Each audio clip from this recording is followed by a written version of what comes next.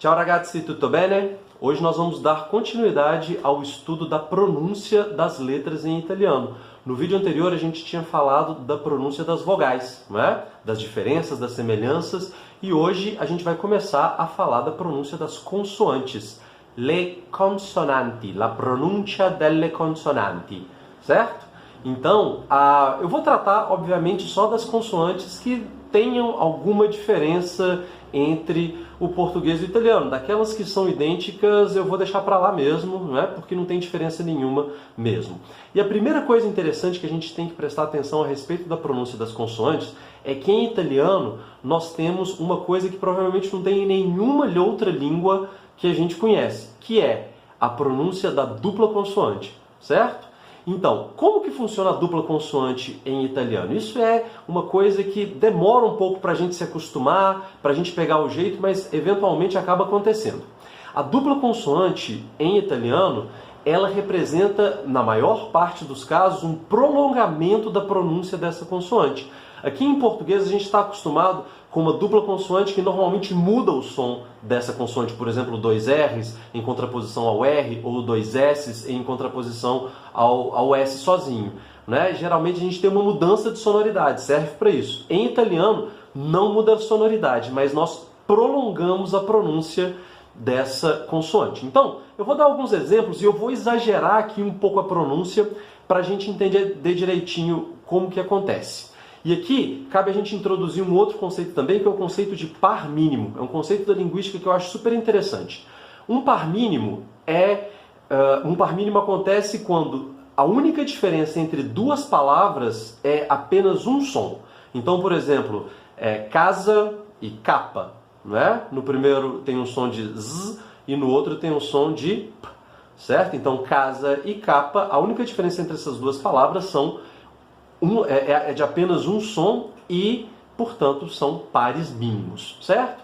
Em italiano, nós temos pares mínimos por duração de consoante. E eu vou dar um exemplo de como que é isso, para a gente entender como que funciona essa história da dupla consoante. Por exemplo, caro, caro, que significa caro, de custar caro ou de caro amigo, assim como em português, assim como nós temos também carro, carro, que significa carruagem ou carroça. Perceba que a pronúncia é muito semelhante entre essas duas palavras, certo?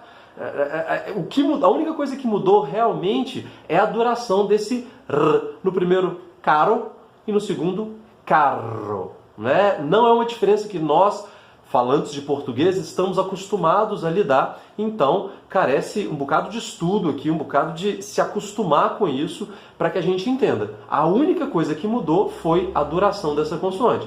Para nós, falantes de português, pode parecer uma mudança mínima, ínfima, mas para os italianos isso faz muito sentido. Um outro exemplo, por exemplo, sano, sano, que significa são, saudável, e sano, com dois N's, que significa sabem. É a conjugação da terceira pessoa do plural do verbo saber no presente. Então, sano e sanno, certo? Então, são palavras muito semelhantes, cuja única diferença é a duração dessa consoante, certo? Isso significa que todas as palavras que possuam, eventualmente, uma dupla consoante, vai haver uma versão dessa palavra com uma consoante só? De forma alguma. Algumas palavras simplesmente têm a dupla consoante, e não existe uma outra palavra, por exemplo, não existe uma outra palavra com uma consoante só correlata a ela. Por exemplo, diretto, que tem dois T's, não existe diretto com um T só, certo? Então não necessariamente nós vamos ter sempre um par mínimo, mas pode acontecer,